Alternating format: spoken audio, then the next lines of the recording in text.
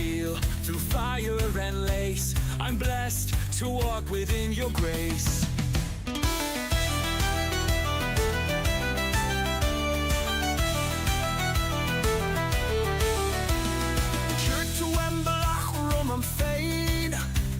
Is to a throig arcane. You laid the path before me. You guided every step. Raise the hammer, string the bow. Her gift is all I need to know. Through toil and trial, through heart and hand, her grace builds up this mighty land. It's like grass, the dead time it's so.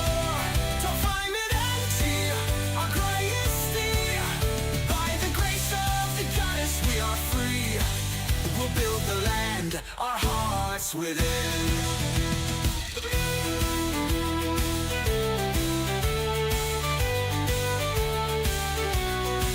From dawn till dusk, I work, I strive.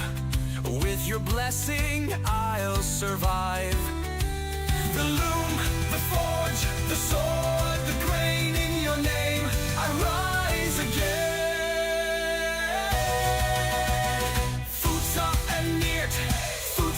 And chill, got jugaad, got tolan, got trio. In you lies strength, in you lies skill. Each victory, each talent, each trial.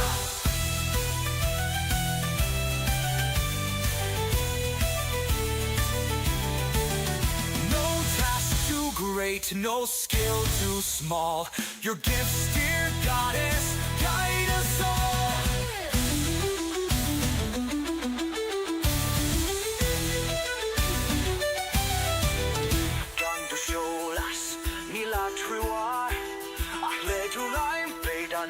Into force. Without your light, we have no guide, but with your hand, our place abides. Raise the hammer, string the bow. Her gift is all I need to know. Through toil and trial, through heart and hand, her grace builds up this mighty land. It's the grass, the dead. Our greatest deed, by the grace of the goddess we are free. We'll build the land, our hearts within. I'm blessed to walk within your grace. Blessed by her grace, forever.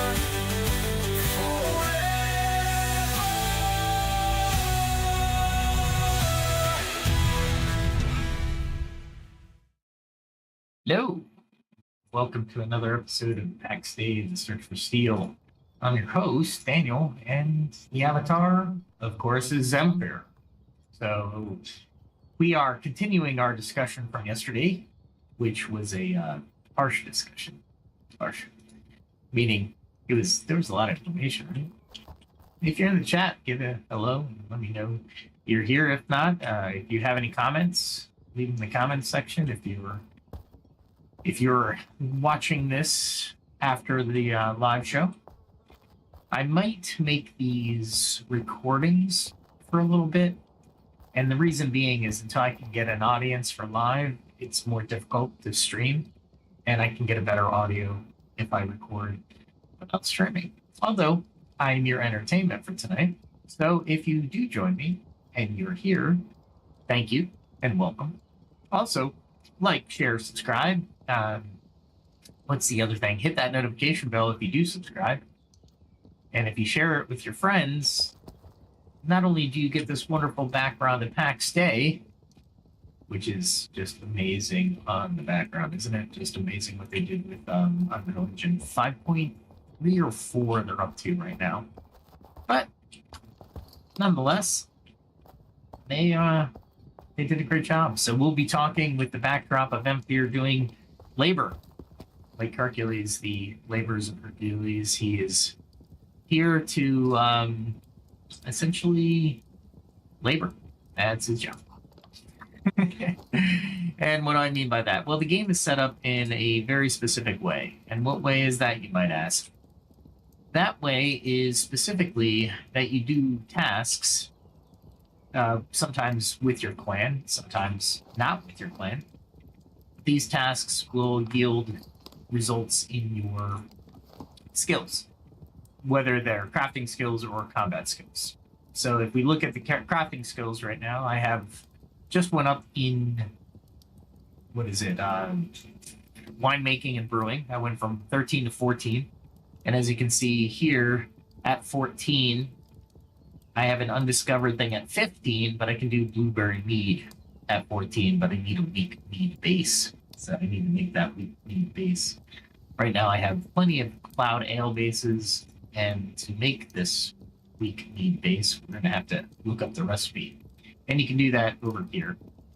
So if you look up, they did this nice weak mead, right?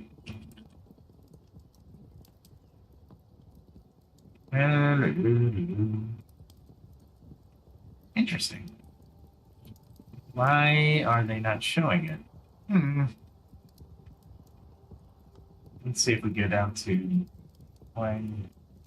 But anyway, we were talking about adaptability. It's a second part. Yesterday, we talked about adaptability, and the prior episode was, or episodes, I should say, because each one of these topics I'm finding is a little bit more in depth, and it's necessary to understand these concepts and really integrate them into your life and practices within those.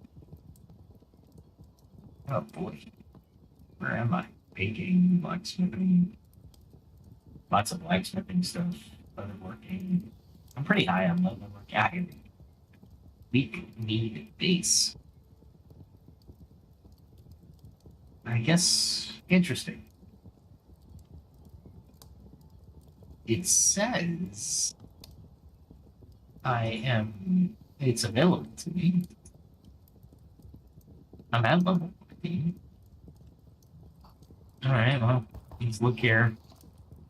Weak mead base. We need malt, yeast, and water.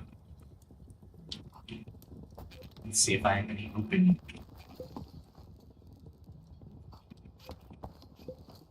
Malt, yeast, and water. Okay, let's get some yeast, which is here. I need the malt. I have the water. I'm looking for the mead base. Oh, that one, this one. I always go to this one. The universe is telling me something. Of course, the yeast is what I'm missing. But I just crafted like a ton of yeast, so I should be able to find some here. There's some. Pull that over. I should have plenty of water.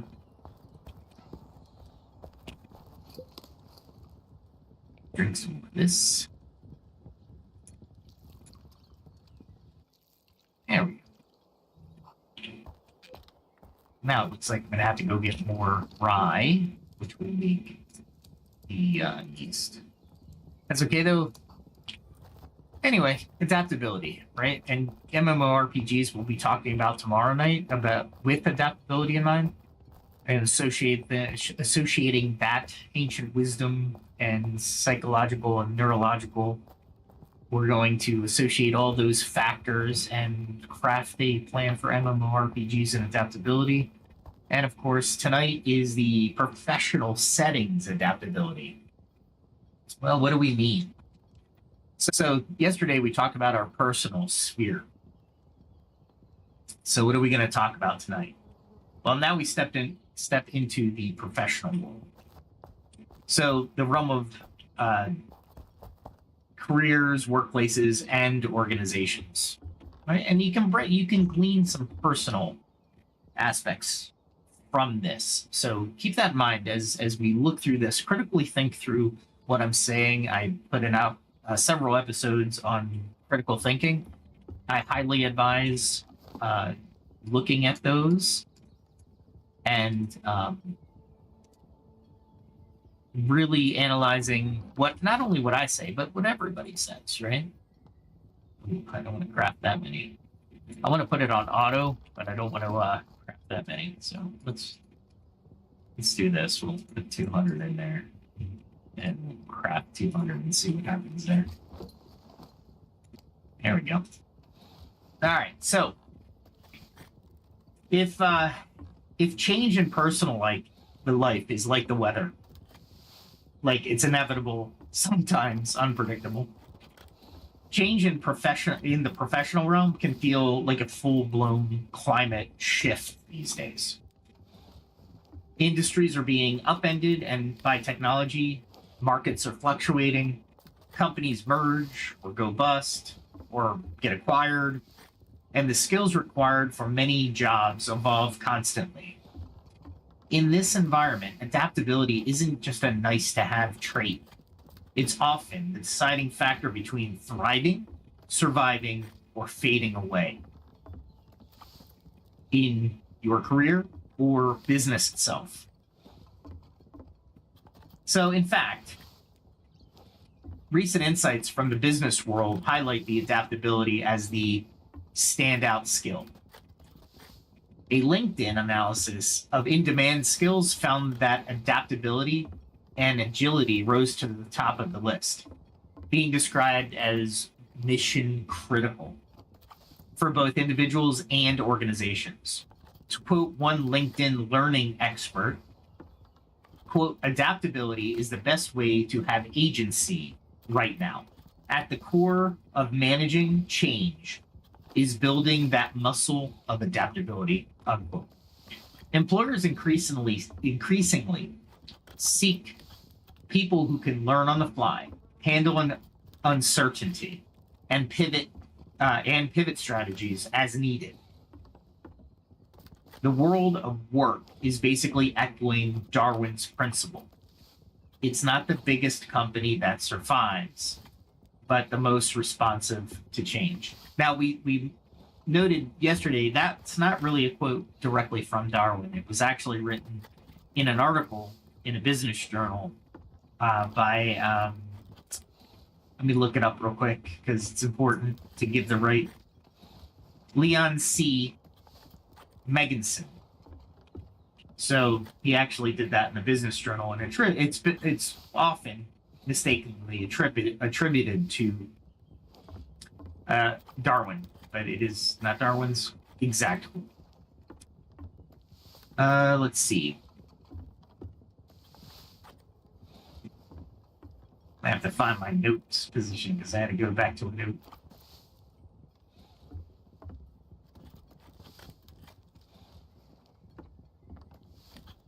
Okay, so adapt or perish. Let's talk about it. History is full of cautionary tales about failing to adapt. Consider Kodak. God, this was such a painful lesson for Kodak. Once a titan in the photography industry, Kodak actually invented the first digital camera in 1975. But the company was so tied to its successful film business that it shelved the digital innovation, fearing it would cannibalize film sales. Let me just pivot, adapt, if you will. My expertise is business. I have I went for my doctorates. I have all of a dissertation. Yeah, I know. It's sad. It's a sad story. Maybe I'll go over it one of these days. But this is where my expertise is. So when I tell you that Kodak didn't want to pivot, it's not that they didn't want to pivot. They realized film sales are a major contributor to the profit every quarter of their business. And if that went away, they would fail, or they thought they would fail. Now, we know today, just because you have digital sales doesn't mean you're going to have an infinite amount of film. At the time, especially in 1975, what were you going to get? 1 meg? 2 meg? Maybe 500K? I mean, the storage modules were not that big, and Kodak could have made a killing on the storage models, but they didn't adapt. They didn't do the research. They didn't critically think. They didn't ask why. And that's where we are, right? Meanwhile, technology marched on. Competitors embraced digital cameras. And eventually, smartphone cameras made the film nearly obsolete. Kodak filed for bankruptcy in 2012. Remember, they were a giant, brought low largely because they couldn't adapt their business model to the digital revolution in time. In contrast, look at Netflix. It began in the late 1990s, mailing DVDs to customers at a time when Blockbuster was dominating the video rental space through, and I quote, brick and mortar stores, physical stores. Netflix then boldly adapted to streaming video as the internet and bandwidth improved in the mid 2000s, completely reinventing its service. Blockbuster infamously did not adapt. They had a chance to buy Netflix early on, by the way, and passed on it. The result, they were, and let me again caveat, pivot, they probably would have destroyed Netflix because they didn't have the vision. They didn't have the right people in the right places. And when you acquire a company, more often than not, you put your own people in place. So you take all the innovators out of Netflix, you terminate them, lay them off, or move them into positions, or move them into a thought pattern that would ultimately come to destroy Netflix as we know it today.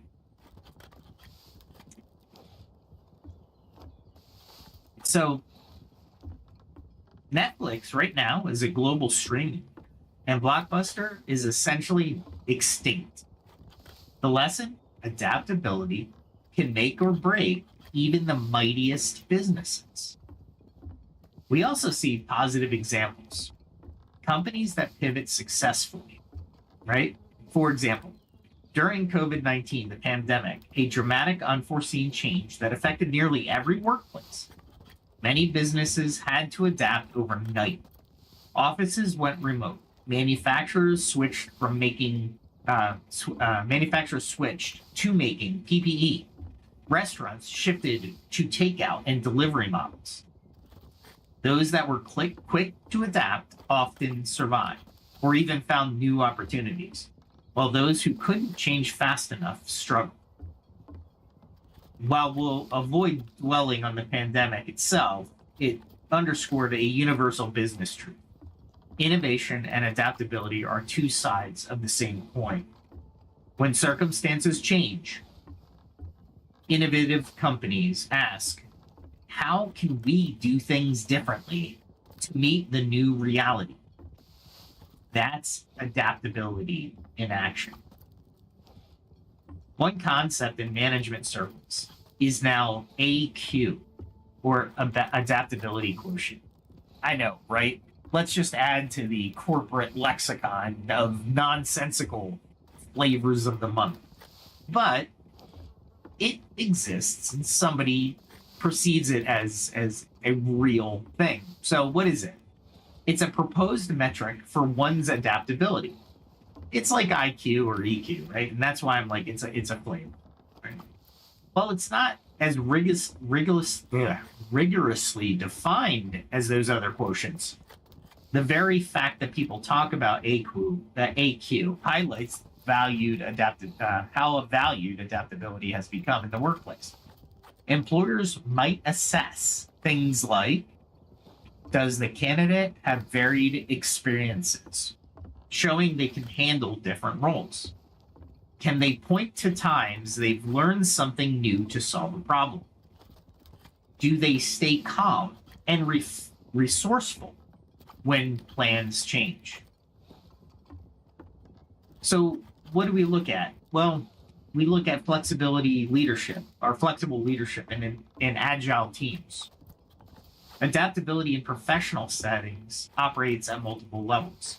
You have the individual, the team, and the organization. So let's start with the individual professional. For an individual, being adaptable might mean being willing to reskill or upskill throughout your career. Gone are the days when you learned one trade and did it the same way for 40 years. Now, I have a whole series or on education. Trades are important, but I want to put it in the context of go get a trade job or learning or education. Why? Because you're still having to adapt to the shifts in technology that make those positions more technical than less. For example, there's new innovations in plumbing. Plumbers have to keep up with the newest innovation. They might not use it all the time, but they have to keep up with the newest techniques, the newest engineering innovations. Same with electricians, except electricians have a whole technical repertoire because they have more electronics than plumbers. However, plumbers have that same obstacle, or should I say challenge, because we're talking about adaptability. Trades are not simply learn plumbing and that's what you'll do for the next 40 years. So you got to learn plumbing, learn how plumbing is evolving, learn the new materials, the new piping structures, all kinds of things. I'm not a plumber, right? But I am an electrician. So I'm more of an electronics expert. However, you still have to know your program logic controllers. You need to learn robotics and logic ladders. Now you have to learn some coding, right? Maybe machine language back in the day, right? And actually, machine language is still useful today. So now it's more likely you'll need to evolve your skill set continuously, right? Even for these trades. Perhaps you're a marketer who had to suddenly learn about data analytics and social media because the industry shifted to digital marketing, or a factory worker who now works alongside AI-driven machines and needs to manage that interaction. Let me put these away. No, I made a lot of these. That's all right. I needed to, honestly. You use a lot of these when you're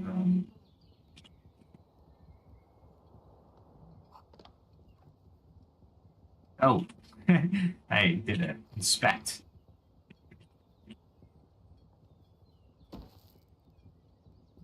I need to make another basket. I might need to make another basket. I don't think I have room up here. I don't.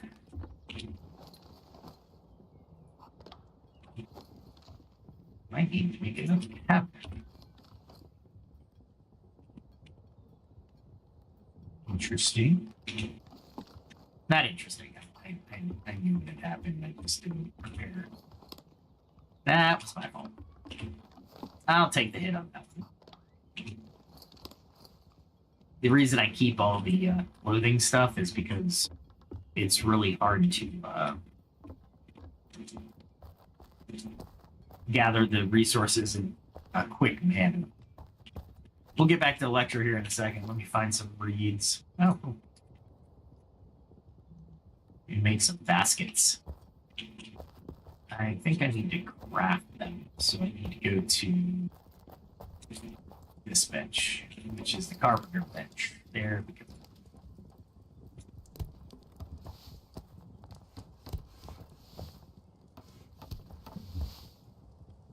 Wow, really? Cost 40 to do a basket? That's a lot of reeds. I haven't needed baskets in a while, so yeah. And there's, you know what? I'm gonna cost 40. That's 80, 50, 60. That should give me a couple. Reeds are everywhere. Don't get me wrong. It's just that I might as well do this real quick while I'm thinking about it.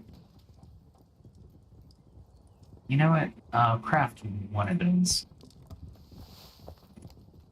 It doesn't carry as much as the other ones, but that's okay. There we go. Perfect. Perfect. I don't know. Look at the size of her head. She must be enormous. If you know that movie, put it in the chat. It is a quote. It's correct.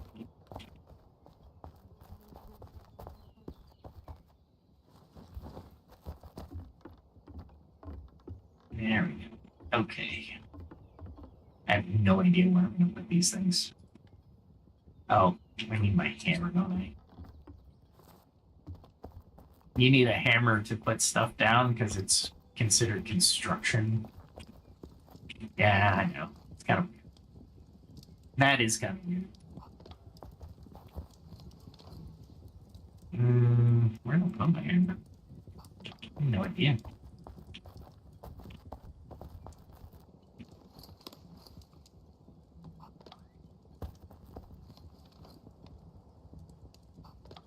I don't know if I put it up in here.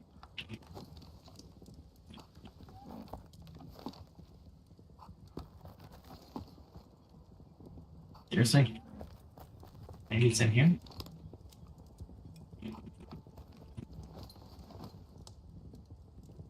Man, this is the one bad part is you don't have a database you can actually look up where you put stuff.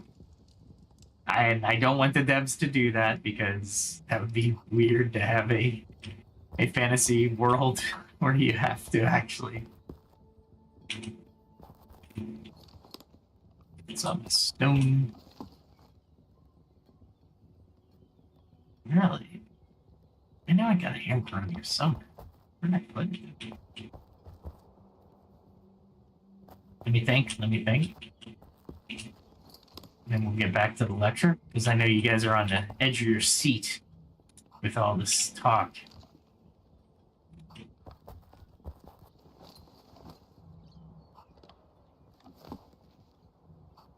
Why did I put that hammer?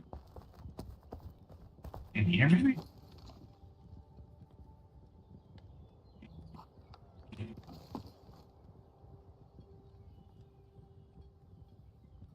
Oh, there it is. Okay. I was like, where the heck is this hammer?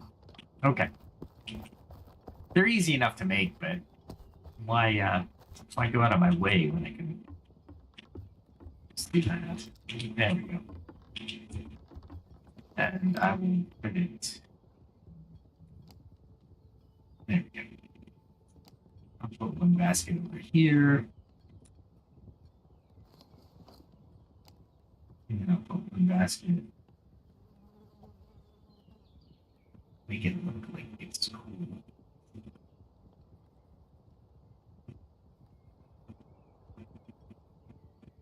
You gotta watch the hitboxes, really.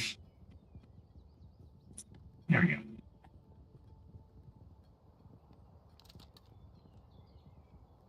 And then I can just go into the basket and put those in there. And then go ahead and make more. I'll make cloth pins this time. Okay. So where did I leave off? Looking at my notes.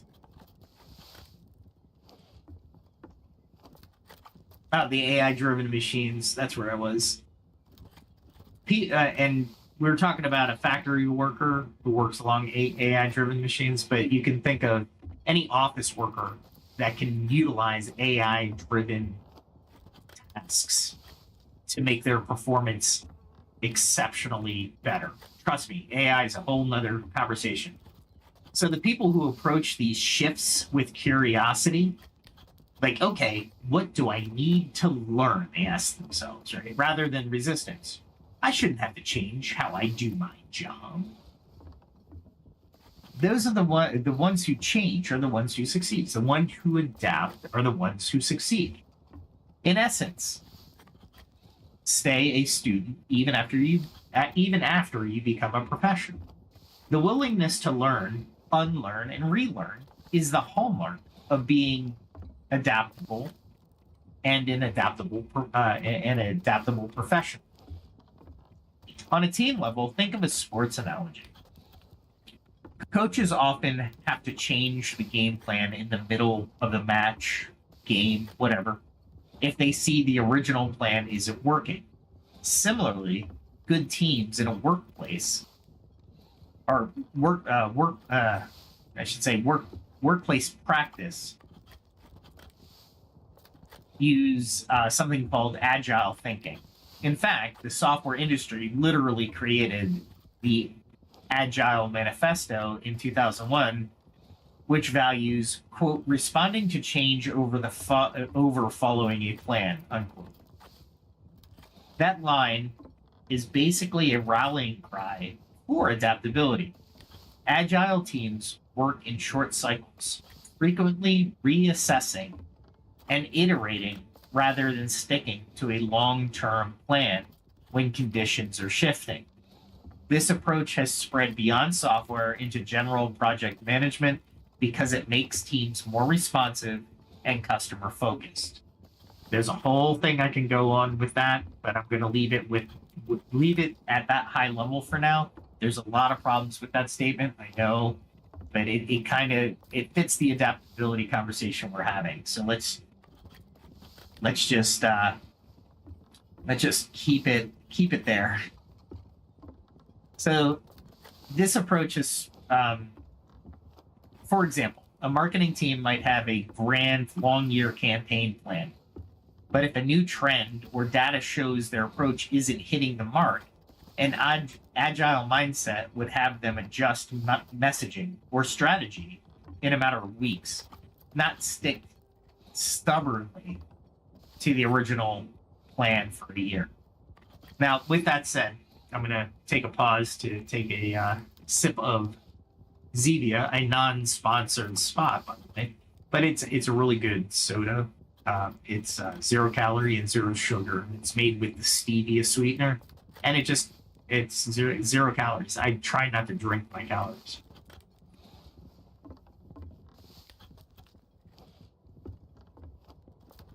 And it does quench your thirst. Quite refreshing. Okay. So leadership, in particular, requires a high degree of adaptability. There's a concept of situational leadership or situational awareness. Great leaders adjust their style to the needs of their team and the situation. In a crisis, for instance, a leader may need to be decisive and directive. But in stable times, the leader should be maybe more of a coach or make the team more participative. Rigid leaders who say, "This is my style, take it or leave it," often fail when a new kind of challenge emerges, which requires a different approach. The late Intel CEO Andy Grove wrote a famous book titled, quote, "Only the Paranoid Survive," unquote, capturing how leaders must always be looking out for signs of change in the environment and ready to pivot the company's strategy. He led Intel's shift from making memory chips, which Japanese firms started dominating, to microprocessors in the 1980s, a massive pivot that saved the company. That kind of foresight and willingness to shift is adaptability at a strategic level. Pardon me.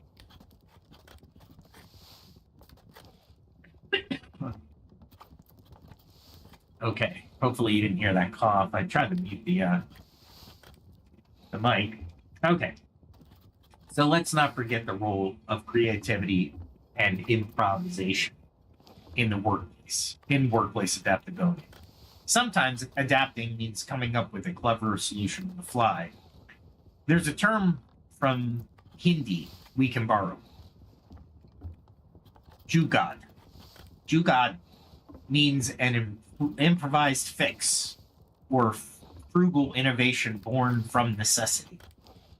In many Indian communities where resources might be limited, people often practice jugaad, making the most of what's available to solve the problem. For example, a bicycle to power a makeshift washing machine,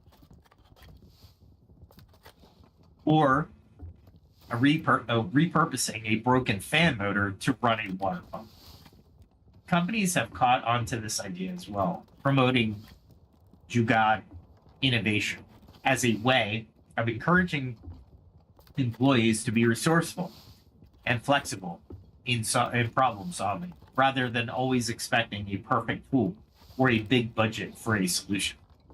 It's the mindset of, okay, given our restraints, how can we still make progress?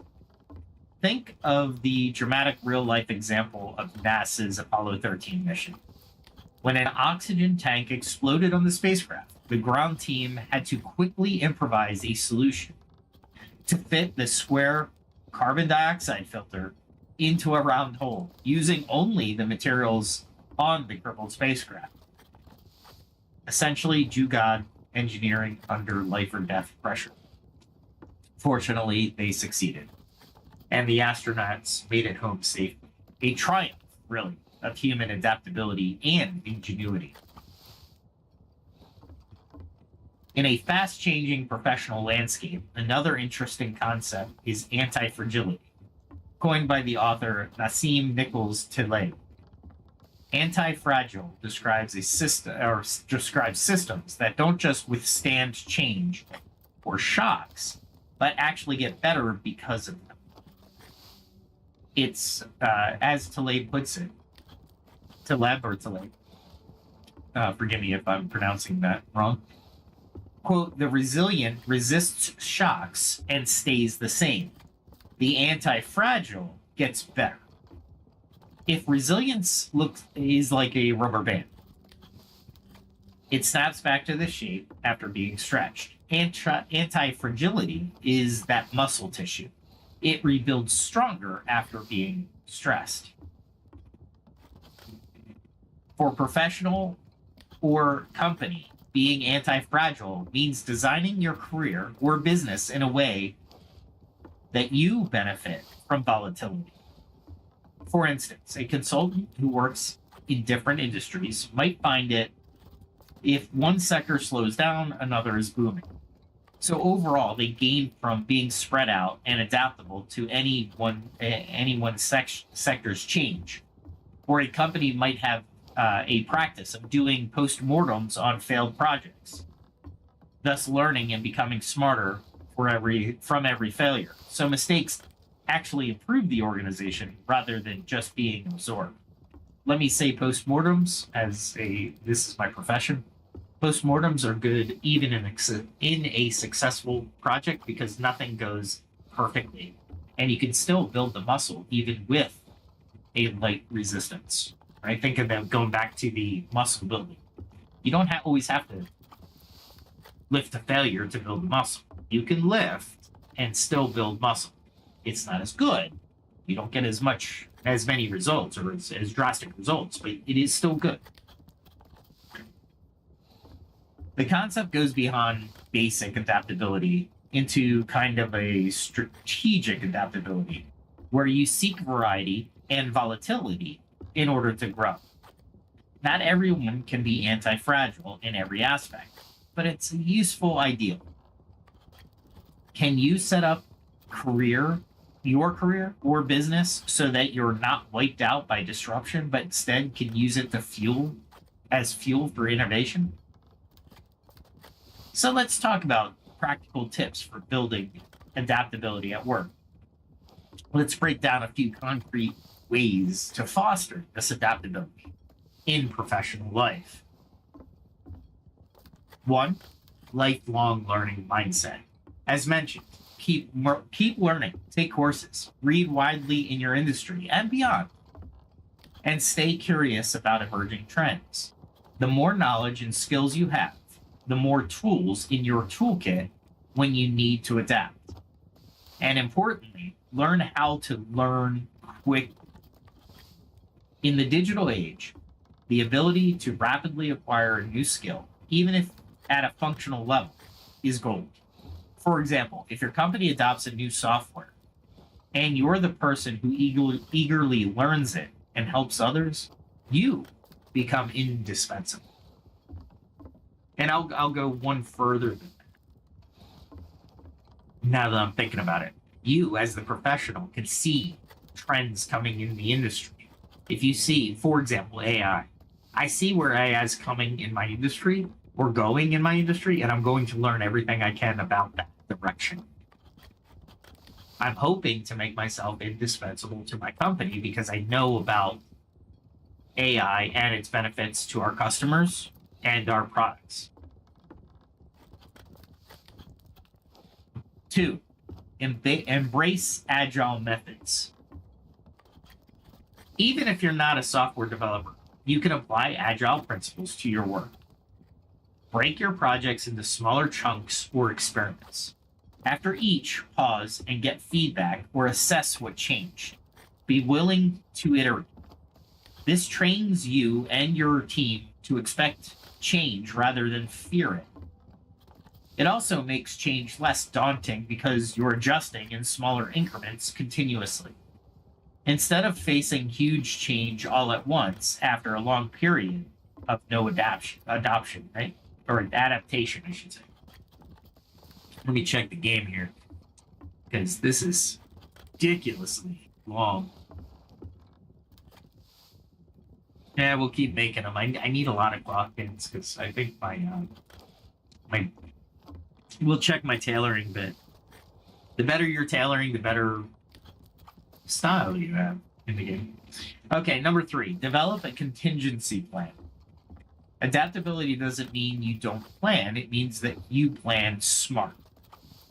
Good strategists often use scenario planning. If X happens, we'll do A. If Y happens, we'll do B. By thinking of alternatives ahead of time, you're essentially rehearsing adaptability. This can be as simple as freelancer thinking, or a freelancer thinking. Quote, what will I do if my main client stops giving work? Let me line up a couple of prospects just in case. It's easier to pivot if you've at least mentally mapped the pivot beforehand. Well, what's this? 5? Yeah, 5. Encourage diverse thinking. In a team, one way to ensure adaptability is to have diverse perspectives in the room. People from different backgrounds or expertise might see solutions others don't. If you're a leader, foster an inclusive environment where team members feel safe suggesting alternative ideas or pointing out when something isn't working. If everyone agrees all the time, you might miss signs that adaptation is needed. Healthy debate and brainstorming can surface more adaptable strategies. 6 or 7. I'm like, I didn't number these. I bulleted them. 1, 2, 3, 4, 5, 6. Learn from failure and success alone. After a project, do a retrospective. Ask, what went well? What could we do differently next time? Make it a habit to extract lessons.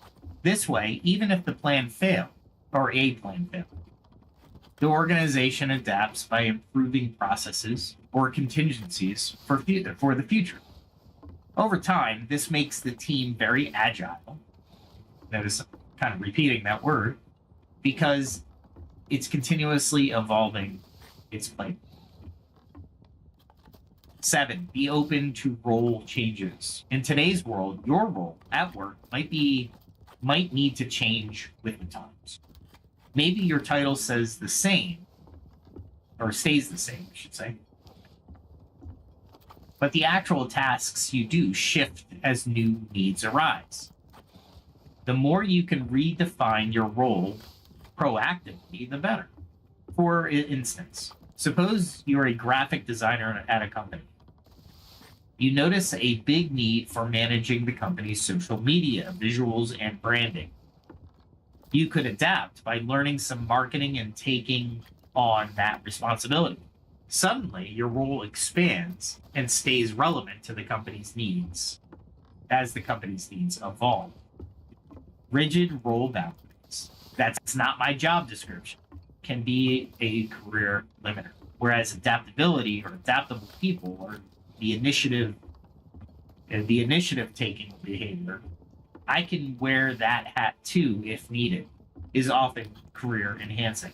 And since we're on careers, I do want to mention, because I think it should come up in the comments. If it doesn't, I'm going to ask you to go back to the critical thinking. If you're at a job where all you say is they pay me for X, that's fine. They do pay you for X. However, don't be surprised when your position goes away and they're not selecting you to move into a new position. I'm not saying it's guaranteed. I'm not saying companies are the golden, they're golden and honest and trustworthy and all this, right? I'm not saying, because I've been caught in corporations that I've gone above and beyond. I've learned all kinds of skills and they still got rid of me. Okay, it happens. However, this is for you, not the company. If you're learning a new skill, developing new talents, understanding, and knowledge, then you will be more marketable for any other company to pick you up. So even if you are released from the company you're currently at, I'll say WFR, workforce reduction, or simply fired, you still have those skills. They will always be with you. You carry those skills. Your company does. So just keep that in mind. There's a whole discussion based on that. But for adaptability, you really need to be open to role changes, right? As a final thought, in the professional realm, let's return to that African proverb. Quote, when the music changes, so does the dance. Unquote. In business, the music is always changing. Market conditions, technology, customer preferences, global events. The music can speed up, slow down, or change genre entirely. Success belongs to those dancers, professionals, and companies alike, who don't miss a beat, who listen keenly and adjust their steps to stay in harmony with the new rhythm. Adaptability in the workplace is not just about survival. It's about staying relevant and finding opportunities in new realities. As the Greek philosopher Heraclitus might say, the business world is a river of constant flux. You can't step into the same market twice. I know, I'm reaching there. So being like water, ready to shift course while staying true to your purpose, is the key to thriving at work. Essentially, you can't step in the river, in the same spot in the river twice. Anyway, I was trying. Anyway, that's the professional. We're at adaptability in gaming, and we're going to stop there because I think it's worth it. An entire episode. We're at 50 minutes right now, and I think we could just pause it there for now and play a little bit of the game if you'd like. I don't see anybody in the comments section, so, or the chat. No, all right. Well, I'll play the game a little bit. You're more than welcome to stay at this point. We'll have some fun. I'm going to go try to take out some Inquisitors, so I'll go over some strategy and we will share some adaptability stories, right? That is going to be a guarantee. What I'll do here is, this is what I usually do. And now everything is nice and tucked away. All right, let's go hunt some inquisitors. Justicars? I can't. I think they're inquisitors. All right, so what I'm going to do is I'm going to get this breastplate, this helmet, definitely the chainmail, some more plate, these two things. Let me see. They're 15. What are these? 11. Let's do the 15s. And I'll need that one and that one. I like to kind of order this because I'm OCD. They're 12s. Yeah, that's the ones on. Okay. So do that. And just change in front of everybody. Because I have no modesty. Now it's just, as you saw, change there. Okay. And I kind of put this all together so I can find it relatively quickly and put it on halfway decently fast.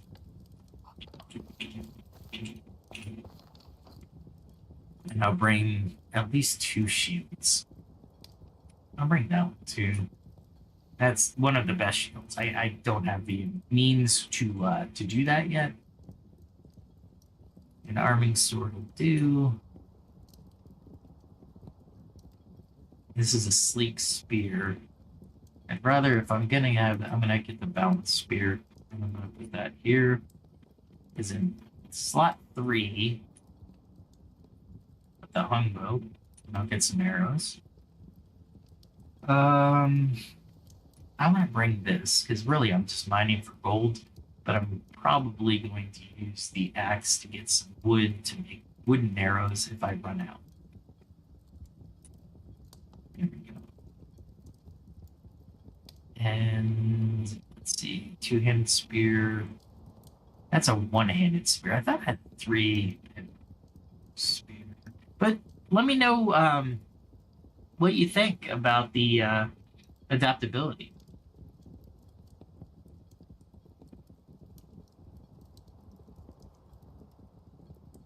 Adaptability in the workplace. It's a big thing. I really got to do a whole podcast on resume building and professional just interviews, right? I think I can really contribute to people's understanding and ultimately find the really good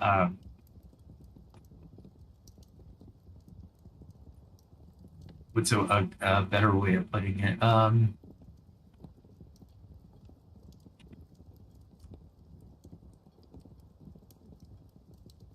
Do a little bit of professional building, right? Adaptability is great. We talked about we're talking about adaptability. We're going to get into adaptability in gaming MMORPGs tomorrow night. I want to save this because it's really good stuff, and we can I can kind of go over it now, but there's a lot of cool history and things you can bring into the game. One of the articles I did write for LinkedIn was about using MMORPGs as a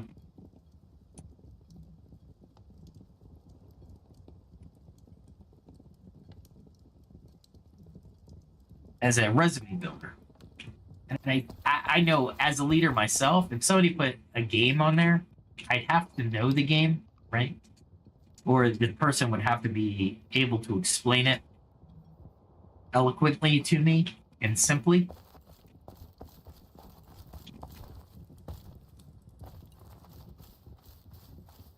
But ultimately, I would, for example, EVE Online, or even Pax Dei. Let's just use Pax Dei. Pax Dei is a great leadership tool. Why do I say that? Because Pax Dei once you become a clan leader or you're involved in a clan, you have positions, you have logistics, supply chain, you have uh, human resources, if you will. You have all kinds of different um, skills that you build within the MMORPG. You're adapting. A lot of people adapt themselves. For example, introverts. In MMORPGs, they do really well. At work, maybe not so much, especially if they have to go back to the workplace, like they return to work orders. If they're in front of people, they might do it, they might not do as well. And why is that? Well, ultimately, it's because they're introverts, depending on the severity of their them being introverts, how introverted they are. And honestly, I'm an introvert. I might not sound it, but I really am. And in the internet, the podcast is one way of me coming to grips with that. Meaning how I can try to overcome that part of my personality. And I'll tell you, it's been a ride. I have a music channel. I have shorts that go out. And one of my shorts got a lot of views in a very little bit of time. And 7 people just ripped apart with dislikes. And I'm like, oh, okay.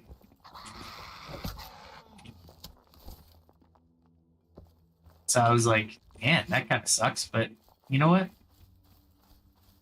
200. You got to look at the positive. You got to adapt as well. So it was two-eyed seeing, and it's a very useful skill set. So I don't know if people didn't understand what two-eyed seeing was, because it's a 60-second short. If you go back to, I think it's episode 129, I talk about two-eyed seeing.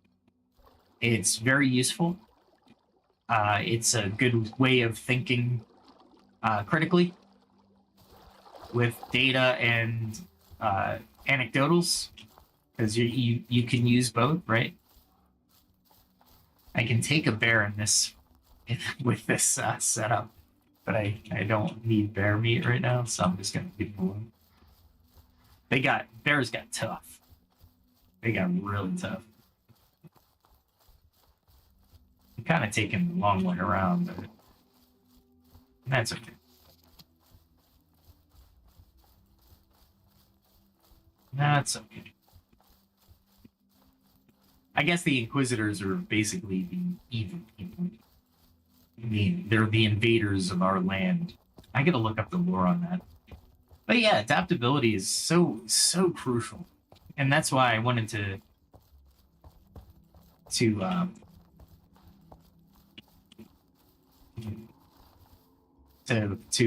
start one of the episodes with that. Resilience was the first part, right? So you have to be resilient, work on that. And then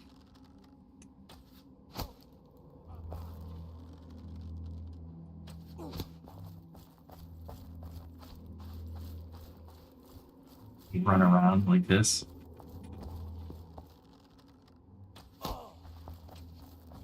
Whoa. They hit hard, so you really want to keep running. Oh, seriously?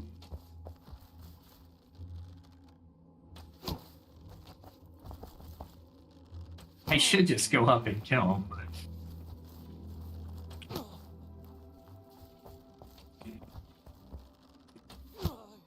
That's alright. I can always make more of these arrows. They're not exactly pushovers, by the way.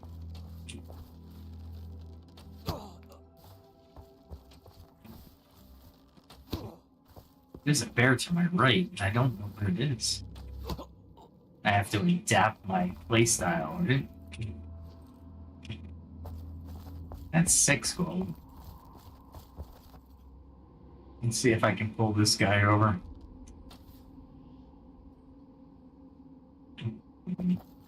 Maybe now? There we go. I like the arrows in them.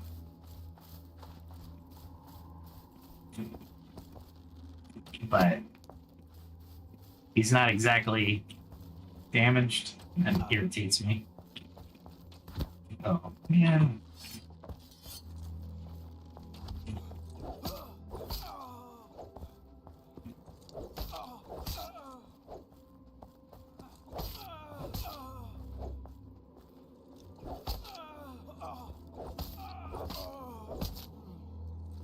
Remember your techniques, right? That shield bash was very useful because it set him on his back foot. So a sword strike might not have been the best course of action. There's people to my right too. Let's bring this guy over. He's a scout. Really? There we go. Let's go in.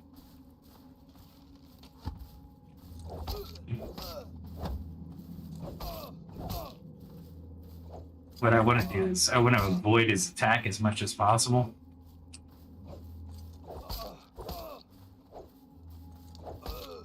And depending on how he attacks,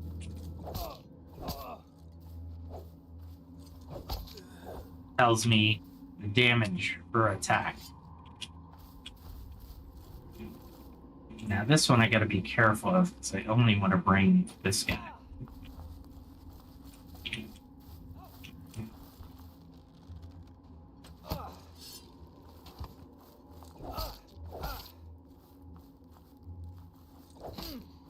I'm not gonna have him. Yeah, I guess he's gonna try.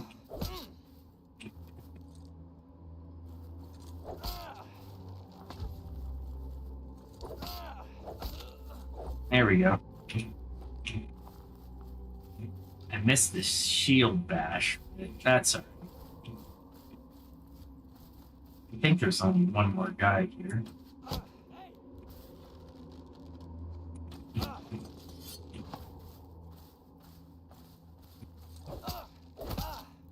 Ah, he got me on the second hit. Wait. Darn it. Totally got me out of my rhythm. That's alright, I'll take a potion. You still can't pillage. I really wish I could pillage all this stuff, but I can't. And I think there's one more guy on the other side of this. You notice my potion cooldown? You gotta keep your cooldowns in mind. Adaptability in video games is amazing. We'll talk more about it tomorrow, but you have to be really, really adaptable.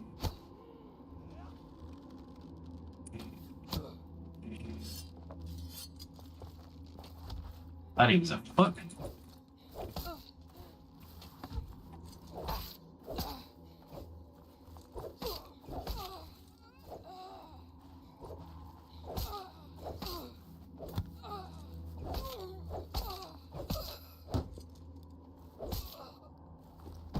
I didn't want to take the hit on the shield.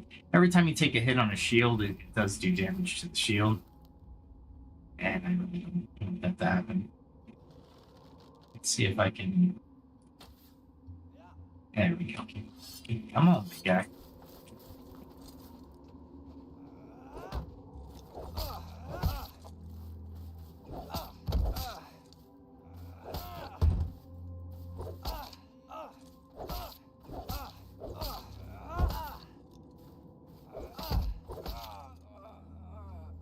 They try to kick you a lot, and it's like, okay, hey, and honestly, I tell the developers to do a little bit better on the AI, but it's pretty good. You right now, it's harder to actually fight than you would imagine.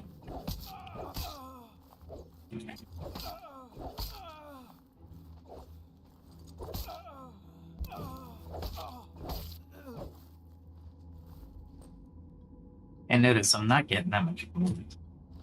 So they're making it a little bit interesting, to say the least.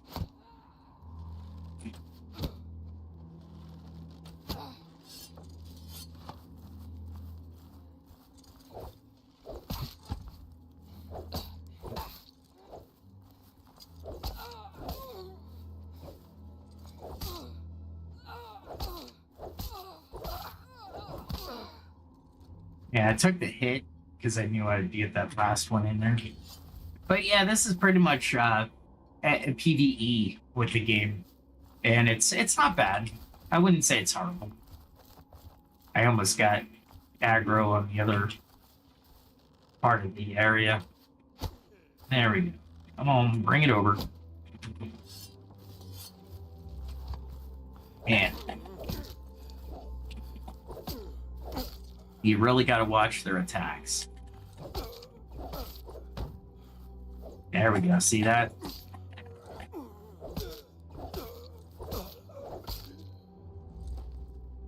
I'm a 40 on my sword. I really should be using my mace. You know what? I'm going to use my mace. I know it's going to take a little bit longer, but honestly, I really need to. And that guy's up there. And you get a certain amount of time before they respawn, so you really have to do it kind of quick. Let's see if he comes down.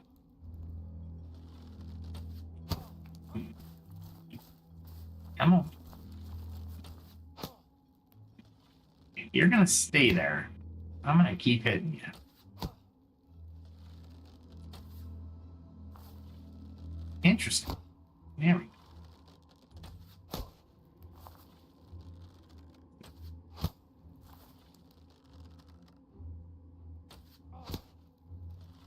That one took a little. The longer you hold your bow back, the more damage you do. So, professional adaptability is it's underrated, meaning in the way of, well, I should say companies have really severely. I hear something. I don't see him. Oh, there he is. Let's see if I can take him out.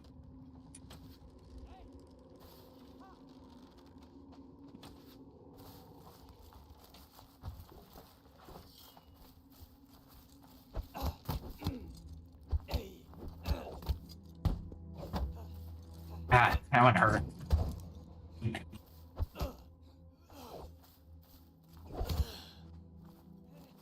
Oh.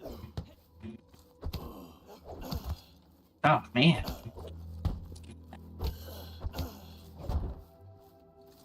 Man, he's really good for some reason.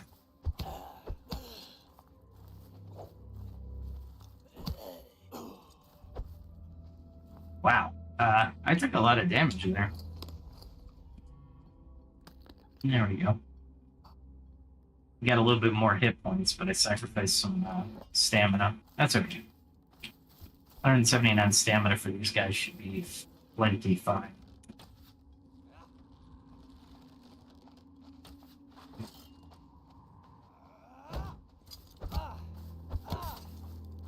Wow.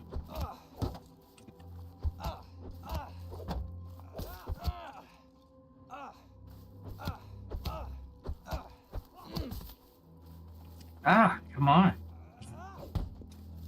Usually when you back up,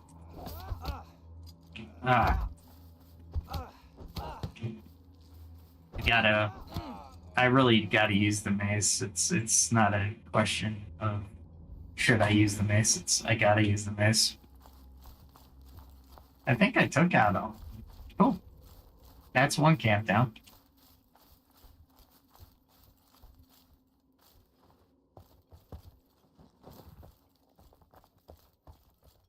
There we go. And I'll skirt the animals that are going to kill me or try to kill me. And then I'll go to the other encampment and go for them. But yeah, that's resilience. I can't say it enough. and we'll go over, like I said, MMORPGs. We've gone over personal resilience. We've gone over professional resilience. Tomorrow we go over MMORPG resilience. And trust me, everything that we're going over is worth going over. You can really make some amazing changes and strides in your life if you critically think, you are resilient, and you are adaptable. Those are things that are not negotiable in your life, right? But they take practice. It's not like you can be resilient out of the gate, right?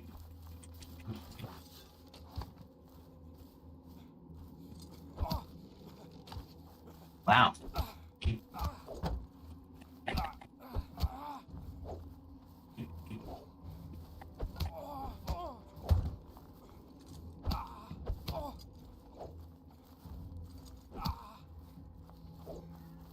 I was looking for his tri-strike and I just totally misread it. There we go. But yeah, if there's any questions, I will go over resume writing. I'm going to go over, there's so much planned for this channel. I think you'll enjoy it. I don't think anything I say is controversial. You might not like to hear it, but you definitely should.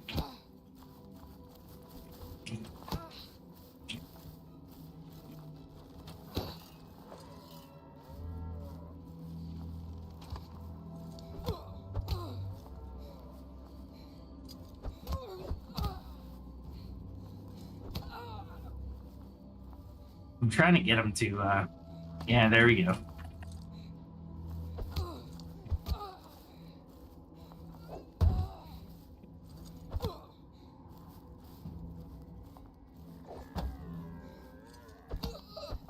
There we go.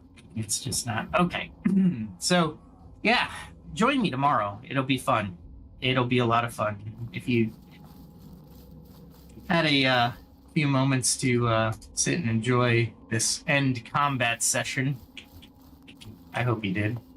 As much as I wanted to bring it to you, because the game sometimes is, it's necessary to actually, I don't know, see combat.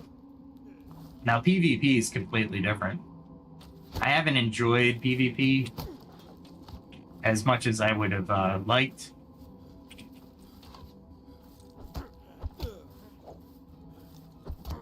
Because of the, I just haven't had the opportunity. In this game, PvP, you lose, the other guy gets everything. And you have to go back to your home to get some, armor and all kinds of stuff, right? So it's yeah, PvP is a little bit different. Maybe one of these episodes I'll go PvP when I have an extra set of armor or something, and I'll show you that. Maybe we'll become the best PvPers in the game.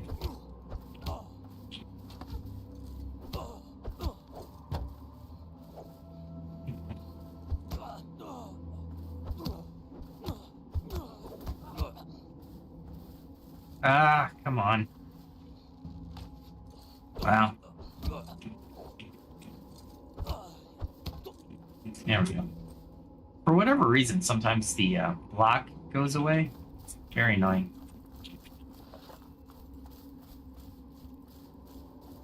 There's the last guy on this one. There we go. Come on.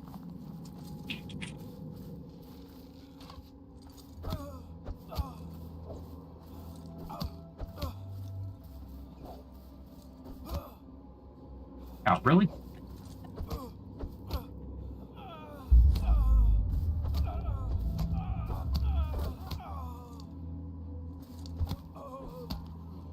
And that one I just unleashed hell on. All right, with that, we'll end it tonight, and then we'll come back tomorrow, and we'll end in the adaptability in gaming MMORPG. Until then, please try to think in these ways of adaptability. I spoke about Agile tonight a lot. Don't overthink the Agile thing. Be agile is more the adjective you should be worried or more pronounced to try, because Agile is a software thing. It's not really a it's definitely not a everyday thing, but people are trying to make it into everyday things, and it's okay. I think the important part about your professional life is be adaptable, but you want to keep your personal and professional life definitely in check, right? You don't want to give the company free stuff, but you're not. I want to say this in a different light as we're closing the podcast down. When you do things professionally, you should always do things for yourself. Meaning, everything should be in the vein that you are in the you're mindful of the skill set you're learning and the application of that skill set in your future. Yes, the company will need the skill set for sure, but that's not the end goal for you. It might guard you a little bit with the company, meaning you'll be valuable and an asset to them. You might work for them a little bit more than you're paid for currently. But if your skill set is increased, then all the better. Meaning you have just gained everything. And the company's gained a little bit, for sure. But ultimately,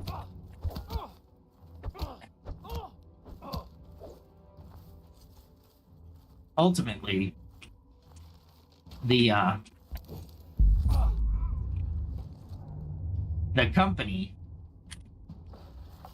can, okay, for the cost of you doing a little bit more for them, you're making an investment in yourself because you're actually practicing your ability, right?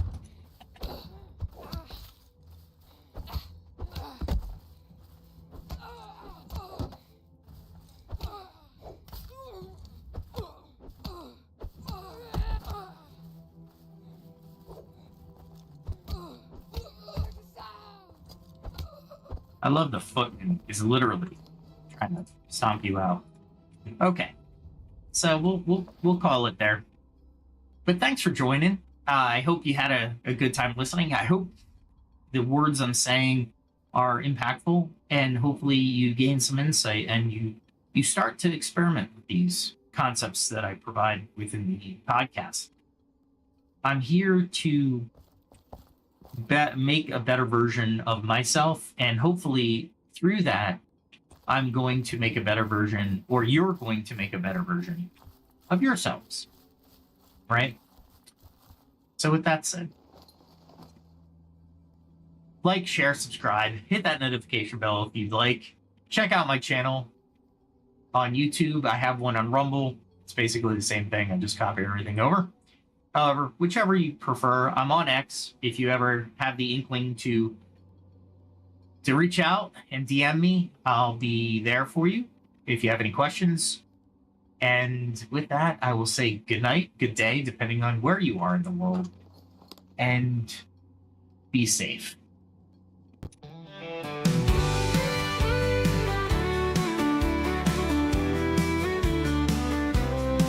With every step, a lesson learned. From fire's heat to the fields I've turned. The blade and bow, the forge and flame. I sharpen my skills, I play the game. Each day brings a challenge I must face. I train my hands with careful grace. From alchemy's art to the hunter's way, I'll find the strength to seize the day. I carve my path, I walk the line. In the the shadow of the ancient sign. Through trial and toil I'll find my way, learning more with each passing day. The skill of survival, the will to thrive, in a world where the strong survive. I'll face the night, I'll take the chance. I'm ready to fight, to learn to dance. For every strike and every fall, I'm building my strength, I'm standing tall. In the heart of the wild and the calm of the night, I gather my skills, I'm ready to fight.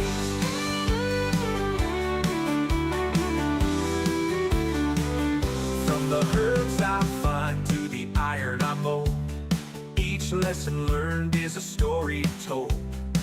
The stars above, they guide my hand. As I hold my craft, I take my stand. In the quiet woods, in the mountains chill, I push myself, I shape my will. With each new tool and every lore, I'm stronger now than I was before. I carve my path, I walk the line, in the shadow of the ancient sign. Through trial and toil I'll find my way, learning more with each passing day. The skill of survival, the will to thrive, in a world where the strong survive. I'll face the night, I'll take the chance. I'm ready to fight, to learn to dance. For every strike and every fall, I'm building my strength, I'm standing tall. In the heart of the wild and the calm of the night, I gather my skills, I'm ready to fight.